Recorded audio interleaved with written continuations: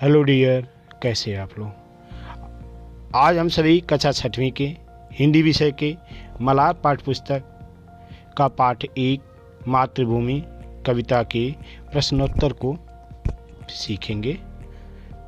यह कविता सोहनलाल द्विवेदी द्वारा लिखी हुई है। चलिए पढ़ते हैं। पाठ्य पुस्तक के प्रश्न अभ्यास। पहला भाग है मेरी समझ से, जिसमें क्या आप नीचे दिए गए प्रश्नों का कौन सा सटीक उत्तर है उसके सामने तारा स्टार बनाइए। 1 हिंद महासागर के लिए कविता में कौन सा शब्द आया है। इसके 4 विकल्प हैं। विकल्प 1 चरण, विकल्प 2 वंशी, विकल्प 3 हिमालय, विकल्प 4 सिंधु। जो भी विकल्प सही है आप कमेंट में जरूर लिखिए। चलिए देखते हैं। सिंधु। 2 मातृभूमि कविता में मुख्य रूप से, इसके भी 4 विकल्प हैं। भारत की प्रशंसा की गई है, भारत के महापुरुषों की जय की गई है, भारत के प्राकृतिक सुंदरता की सराहना की गई है, भारतवासियों की वीरता का बखान किया गया। तो इसका उत्तर होगा भारत की प्रशंसा की गई है। इस तरह से आप इसको लिखेंगे। ख अब अपने मित्रों के साथ चर्चा कीजिए और कारण बताइए कि आपने ये उत्तर ही क्यों चुने। इन दोनों को उत्तर आप क्यों चुने। 7 इसे स्वयं करेंगे। आप ऐसे लिख सकते हैं, क्योंकि प्रदत्त सभी विकल्पों में सही चुना गया विकल्प ही सबसे सटीक जवाब दिख रहा है। अन्य विकल्पों में सिर्फ किसी एक विशिष्टता का उल्लेख किया गया। इस तरह से आप इसको करेंगे। मिलकर करें मिलान। पाठ में इसे सुनकर कुछ शब्द नीचे दिए गए हैं। अपने समूह में इन पर चर्चा कीजिए और इन्हें इनके सही अर्थों या संदर्भों से मिलाइए। इसके लिए अन्य शब्दकोश, इंटरनेट या अपने शिक्षकों की सहायता ले सकते हैं। शब्द यहाँ हैं, अर्थ या संदर्भ यहाँ है। चलिए शब्द देखते हैं। हिमालय, त्रिवेणी, मलय पवन, सिंधु, गंगा यमुना, रघुपति, श्री कृष्ण, सीता, गीता और गौतम बुद्ध। हम कविता पढ़ें तो ये शब्द आए हैं। इसके अर्थ इधर हैं जो क्रम से नहीं है। जैसे एक प्रसिद्ध महापुरुष, बौद्ध धर्म के प्रवर्तक, वसुदेव के पुत्र वासुदेव, भारत की प्रसिद्ध नदियाँ, 3 नदियों की मिली हुई धारा संगम, श्री रामचंद्र का एक नाम, दशरथ के पुत्र, दक्षिणी भारत के मलय पर्वत से चलने वाली सुगंधित वायु, एक प्रसिद्ध और प्राचीन ग्रंथ श्रीमद् भगवद गीता, इसमें से वे प्रश्न उत्तर और संवाद हैं जो महाभारत में श्री कृष्ण और अर्जुन के बीच हुए थे। समुद्र एक नदी का नाम, जनक की पुत्री जानकी, भारत की उत्तरी सीमा पर फैली पर्वतमाला। आप इस तरह समूह बनाइए और कॉपी में उत्तर इसका लिखते जाइएगा, बताते जाइएगा। जैसे हिमालय, हिमालय का उत्तर क्या होगा। भारत की उत्तरी सीमा पर फैली पर्वतमाला। त्रिवेणी, इसका उत्तर 3 नदियों की मिली हुई धारा या संगम। मलय पवन, दक्षिणी भारत के मलय पर्वत से चलने वाली सुगंधित वायु। सिंधु, समुद्र या एक नदी का नाम। गंगा यमुना, भारत की प्रसिद्ध नदियाँ। रघुपति,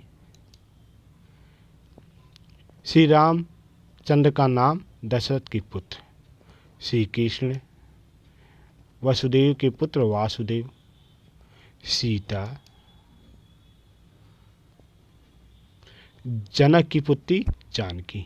गीता, एक प्रसिद्ध और प्राचीन ग्रंथ श्रीमद् भगवद गीता, इसमें भी प्रश्न उत्तर और संवाद हैं जो महाभारत में श्री कृष्ण और अर्जुन के बीच हुए थे।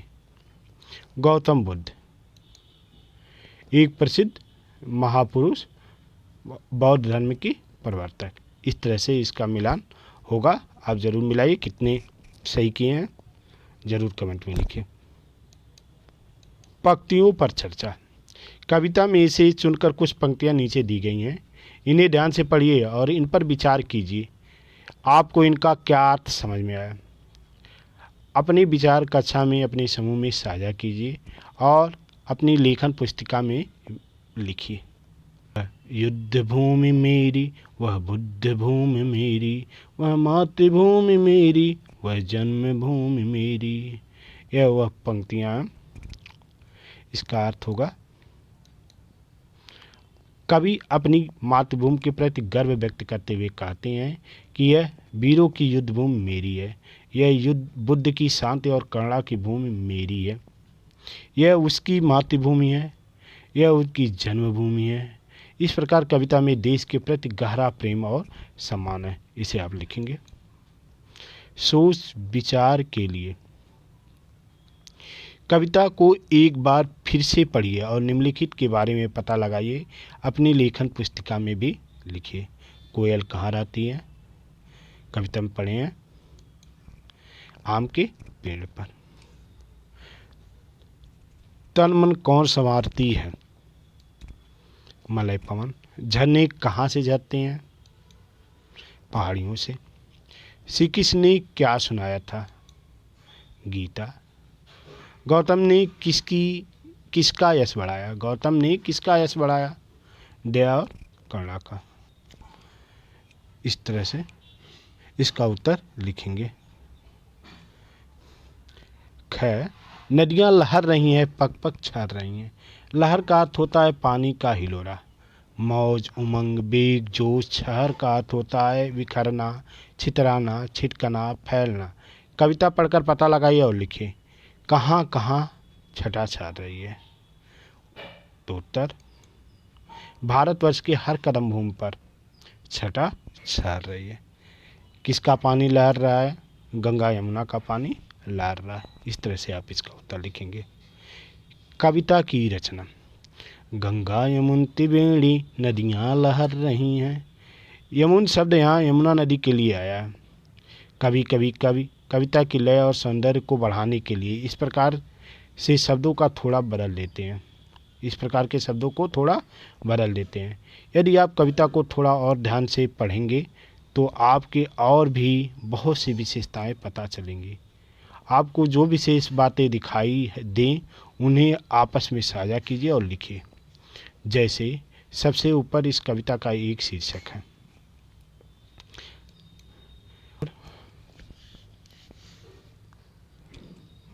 उत्तर कविता मातृभूमि में कवि ने अपने देश की प्राकृतिक सुंदरता, धार्मिक और सांस्कृतिक धरोहर और ऐतिहासिक गौरव का वर्णन किया है। उन्होंने हिमालय, गंगा यमुना नदियाँ, झरने, अमराइयाँ और मलय पवन के माध्यम से देश की भौगोलिक सुंदरता को प्रस्तुत किया है। साथ ही राम, सीता, कृष्ण और बुद्ध के जन्मस्थल के रूप में इस मातृभूमि की धार्मिक और सांस्कृतिक माता को भी उजागर किया है। इस कविता में मातृभूमि के प्रति कवि के गहरे प्रेम और गर्व की भावना स्पष्ट झलकती है। इस तरह से इसका उत्तर होगा।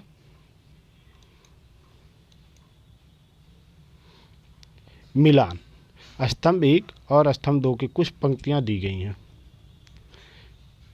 स्तंभ 1 और स्तंभ 2 में कुछ पंक्तियां दी गई हैं। मिलते जुलते भाव वाली पंक्तियों को रेखा खींचकर जोड़िए। स्तंभ 1, वह जन्मभूमि मेरी, वह मातृभूमि मेरी। दूसरा, चिड़िया चहक रही हैं हो मस्त झाड़ियों में। तीसरा, अमराइयाँ घनी हैं कोयल पुकारती। स्तंभ 2 में उसके अर्थ हैं। यहाँ आम के घने उद्यान हैं जिनमें कोयल आदि पक्षियाँ चहचहा रही हैं। मैंने उस जन्मभूमि पर जन्म लिया है, वह भूमि मेरी माँ समान है। मैंने उस भूमि पर जन्म लिया है, वह भूमि मेरी माँ समान है। वहाँ की जलवायु इतनी सुखदायी है कि पक्षी पेड़ पौधों के बीच प्रसन्नता से गीत गा रहे हैं। तो इस तरह से है, जैसे वह जन्मभूमि मेरी, वह मातृभूमि मेरी। इसका सही होगा, मैंने उस भूमि पर जन्म लिया है, वह भूमि मेरी माँ समान है। चिड़िया चहक रही हैं हो मस्त झाड़ियों में। वहाँ की जलवायु इतनी सुखदायी है कि पक्षी पेड़ पौधों के बीच प्रसन्नता से गीत गा रहे हैं। अमराइयाँ घनी हैं, कोयल पुकारती हैं। यहाँ आम की घने उद्यान है जिनमें कोयल आदि पक्षी चहचहा रहे हैं। इस तरह से इसका उत्तर होगा। अनुमान या कल्पना से अपने समूह में मिलकर चर्चा कीजिए। अमराइयाँ घनी है, कोयल पुकारती हैं। कोयल क्यों पुकार रही हैं? पहला प्रश्न आ रहा है। किसे पुकार रही होंगी? कैसे पुकार रही होंगी? इस तरह से इसका प्रश्न है। तो उत्तर क्या होंगे? कोयल की पुकार आमतौर पर बसंत ऋतु में होती है, जब पेड़ पौधे हरे भरे होते हैं और फूल खिलते हैं। यह समय प्रजनन का भी होता है, इसलिए कोयल अपने साथी को आकर्षित करने के लिए गा रही होंगी। कोयल अपनी पुकार से अन्य कोयलों को बुला रही होंगी, विशेषकर अपने संभावित साथी को। कोयल अपनी पुकार में कूं कूं की आवाज़ में मधुर और सुरीला गीत गा रही होंगी। उसकी आवाज़ साफ, स्पष्ट और मनमोहक होती है, जो दूर दूर तक सुनाई देती है और सुनने वाले को आकर्षित करती है। इस तरह से इसका उत्तर होगा। बहती मलय पवन है, तन मन संवारती। पवन किसका तन मन संवारती है? वह यह कैसे करती है? उत्तर देखिए। पवन सभी जीव जंतुओं, मनुष्यों और प्रकृति का तन मन संवारती है। विशेषकर वह उन लोगों को सुकून और ताजगी देती है जो उसके संपर्क में आते हैं। पवन की सुगंध और ताजगी से भरी हवा मन को आनंदित करती है और तन को तरोताज़ा करती है, जिससे व्यक्ति को एक ऊर्जा और स्फूर्ति मिलती है। इस तरह से इसका उत्तर होगा।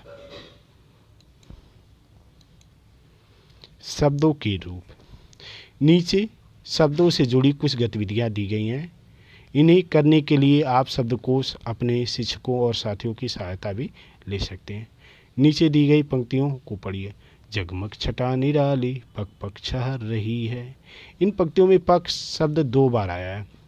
इसका अर्थ है हर पग या हर कदम पर। शब्दों के ऐसे ही कुछ जोड़े नीचे दिए गए हैं, इनके अर्थ लिखिए। घर घर, अर्थ क्या होगा? हर घर, सभी घरों में। बाल बाल, इसका अर्थ होगा पूरी तरह या पूरे शरीर में। सांस सांस, इसका अर्थ होगा हर सांस या जीवन की हर क्षण। देश देश, सभी देश, विभिन्न देशों में।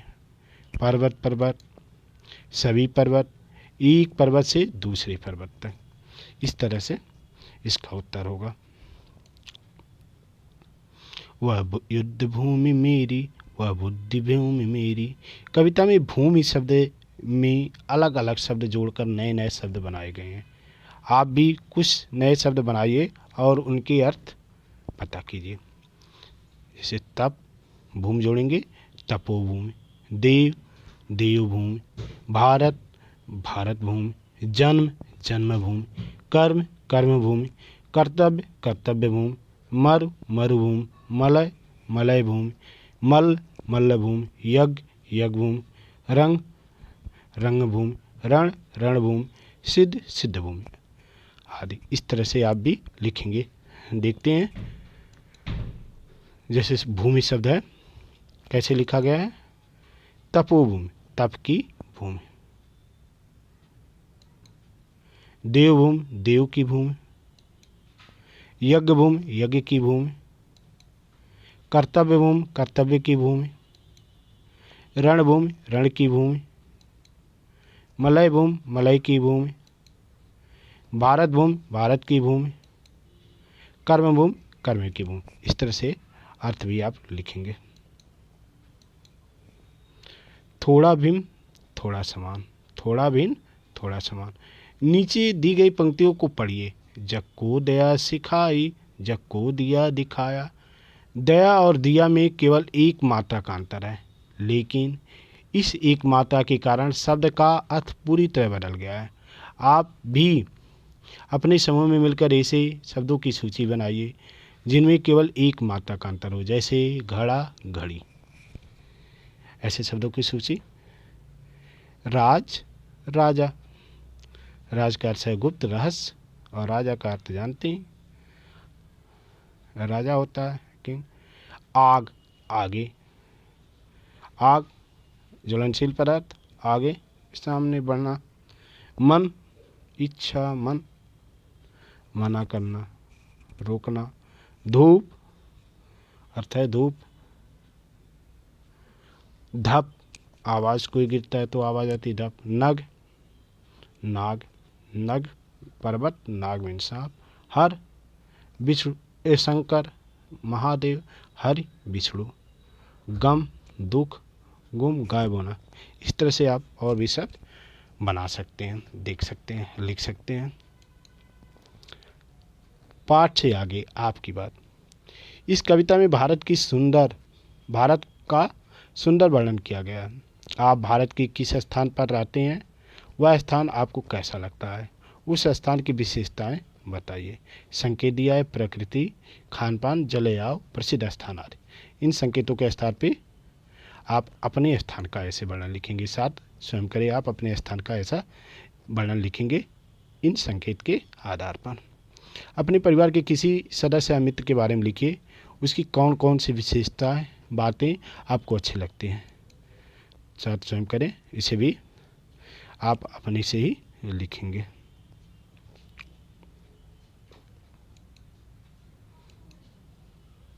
बंसी से श्री कृष्ण ने सुनाई बंसी पुनीत गीता।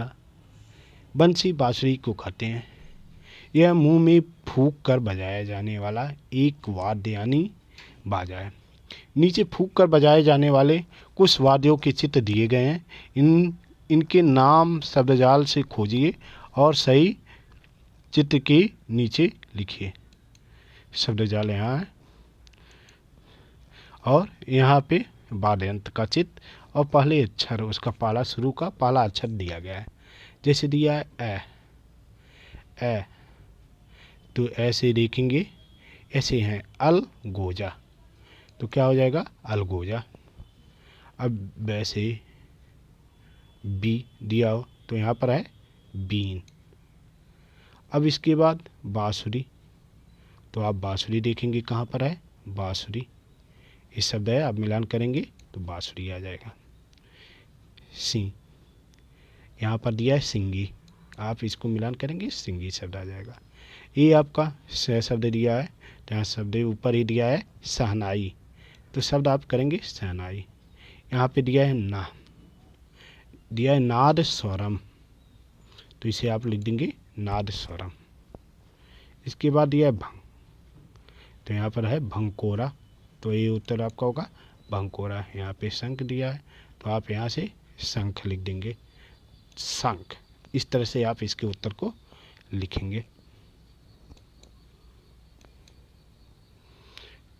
आज की पहेली। आज हम आपके लिए एक अनोखी पहेली लाए हैं। नीचे कुछ अक्षर दिए गए हैं, आप इन्हें मिलाकर कोई सार्थक शब्द बनाइए। अक्षरों को आगे पीछे किया जा सकता है, यानी उनका क्रम बदला जा सकता है। आप अपने मन से किसी भी अक्षर के साथ कोई मात्रा भी लगा सकते हैं। पहला शब्द हमने आपके लिए पहले ही बना दिया। जैसे दिया है से मैं है गैर, तो बना दिया महासागर। ऐसे है मैं यल है, तो क्या बनेगा हिमालय। ऐसे गए गए, तो क्या बन जाएगा गंगा। ऐसे भय तैर है, तो क्या बन जाएगा भारत। ऐसे लय कय, तो क्या बन जाएगा कोयल। ऐसे वह न पे, तो क्या बन जाएगा पवन। आप इस तरह से इसका उत्तर, इस पहेली का उत्तर देंगे। झरोखे से बहुत ही अच्छा वंदे मातरम गीत दिया गया है, जिसका अर्थ भी दिया गया है। आप अपने विद्यालय में वंदे मातरम गीत गाते होंगे। वंदे मातरम बंकिम चंद्र चट्टोपाध्याय द्वारा रचा गया है। यह गीत स्वतंत्रता की लड़ाई के लिए लोगों के लिए प्रेरणा का स्रोत था। भारत में इसका स्थान जनगण मन के समान है। क्या आप इसका अर्थ जानते समझते हैं? आइए आज हम सब इसका अर्थ समझ लेते हैं, फिर समूह में चर्चा करेंगे। अर्थ इसका है, वंदे मातरम, वंदे मातरम। हे माता, मैं तुम्हें प्रणाम करता हूँ। सुजलाम सुफलाम, तुम जल से भरी हो, फलों से परिपूर्ण हो। मलय शीतलाम, तुम्हें मलय से आती हुई पवन शीतलता प्रदान करती है। सस्य श्यामलम मातरम, तुम अन्न की खेतों से परिपूर्ण वंदनीय माता हो। वंदे मातरम, हे मात, मैं तुम्हें प्रणाम करता हूँ। शुभ्र ज्योत्सना पुलकित यामिनी, जिसकी रमणी रात को चंद्रमा का प्रकाश शोभायमान रहता है। फुल्ल कुसुमित द्रुमदल शोभनी, जो खिले हुए फूलों के पेड़ों से सुसज्जित है।